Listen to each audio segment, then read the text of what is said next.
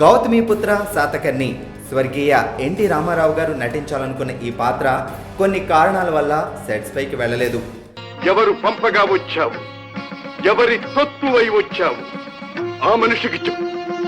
అమాయకురాలైన ఒక ఆడపిల్లను అడ్డం పెట్టుకుని తన పనిని జరుపుకోదలిచిన ఆ పశువుకు చెప్పు. ఈ నా నిర్ణయం. అఖండ భారతదేశాన్ని పాలించిన తొలి తెలుగు రాజు గౌతమిపుత్ర శాతకర్ణి జీవిత కథ ఆధారంగా నందమూరి బాలకృష్ణ 100వ చిత్రం తెరకెక్కుతున్న విషయం తెలిసిందే.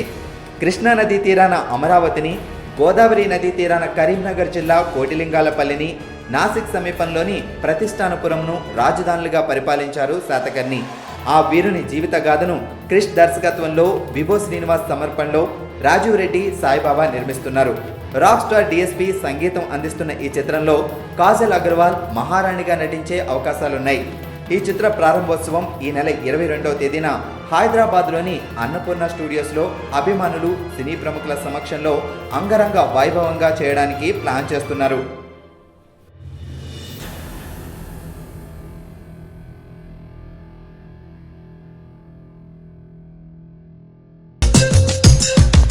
ఎంటర్టైన్మెంట్లో మొదటి స్థానం ఎప్పుడు కామెడీదే. కామెడీకి కేర్ ఆఫ్ అడ్రస్గా మారిన జబర్దస్త్కు వీరాభిమానులున్నారు. నాగబాబు, రోజా జడ్జెస్గా కొనసాగుతున్న ఈ షోలో కొన్ని అనివార్య కారణాల వల్ల రోజా తప్పుకోవాల్సి వచ్చింది అని టాక్.